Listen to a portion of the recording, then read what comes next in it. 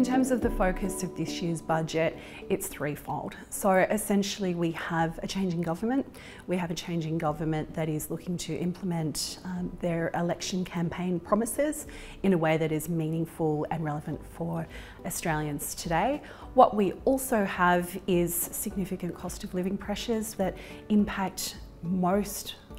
of Australians today. And thirdly, what we have is a budget that is looking to address, protect and defend against the key economic pressures that we are seeing at the moment. And some of those remain from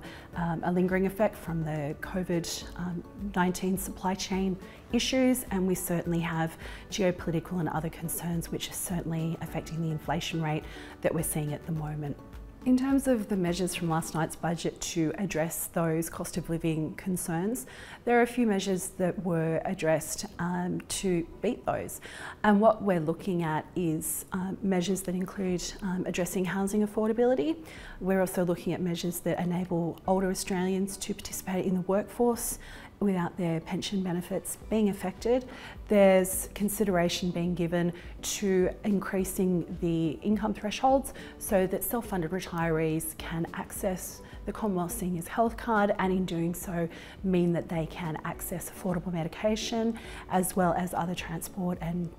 rates concessions and things like that, which mean that they're being given that additional support as well to meet those cost of living concerns. Another thing to consider is the new housing accord, and what that means is that there'll be a new focus and a new way of being able to address the ability of younger Australians and particularly first home buyers to access and enter the housing market. And to date what we've seen is some solutions and some policy settings that could have been done differently, and what we're seeing from these budget measures is a new level of thinking from the government, and what they're looking to do is to bring together a selection of private investors, and that can include superannuation funds, in order to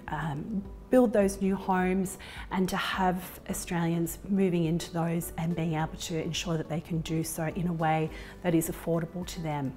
In terms of some of the measures that our clients should be looking out for, there was a couple of key measures that related to superannuation, which is something that is a bit of a hot topic for many of our clients and certainly a lot of Australians. Australians have had the benefit of compulsory superannuation for most individuals since 1992. So that's a very long time, and so Australians do have an increasing connection with superannuation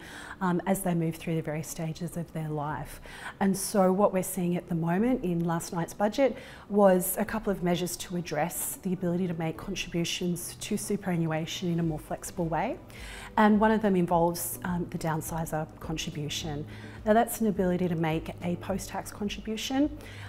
in a way that doesn't impact existing caps and thresholds, and that occurs when someone is selling their home and then, assuming they meet certain criteria, can put that money into superannuation. Now currently one of the criteria to access that downsizer contribution is that you need to be at least age 60 at the time of making the contribution, and one of the measures introduced last night was about bringing that age down further to age 55. So that presents additional flexibility, assuming these measures are legislated, to ensure that Australians who are selling their home at that age and who would like to contribute those monies to superannuation can have the flexibility of doing so. And then on the flip side, for those people who are selling their home, downsizing and have some cash to spare, or perhaps are selling their home, looking for a new home, or are planning to build another home, it's taking some time for them to do that. Now currently we have a 12-month period where you can transition effectively between residences, and what that means is that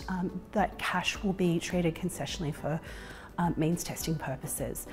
What we're now seeing and what was introduced in the budget last night was an extension of that time frame from 12 to 24 months, and that just gives additional comfort for those who are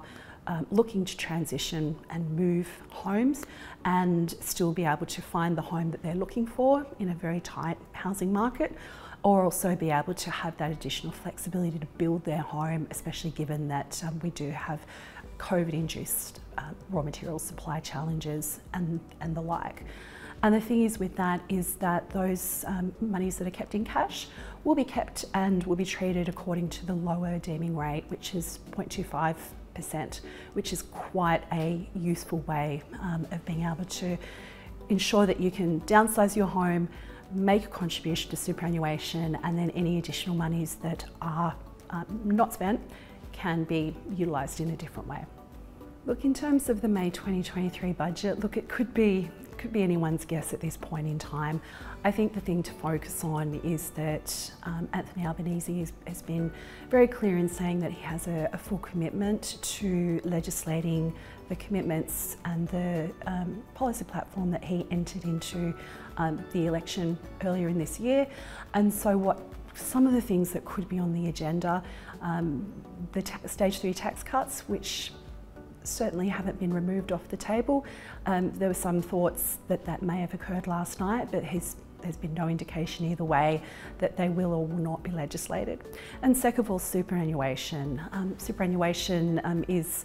something that can be subject to legislative change, and certainly one thing that I think most people would welcome, myself included, is to see some refinement of the complexity that currently exists with superannuation. And that could be achieved in a number of ways. And that's certainly something that I think most people would welcome to make the understanding of what's quite a complicated topic a little bit more straightforward, and certainly give some security around understanding how much an individual can have in superannuation and still be within the thresholds and meet all the legislative requirements around that.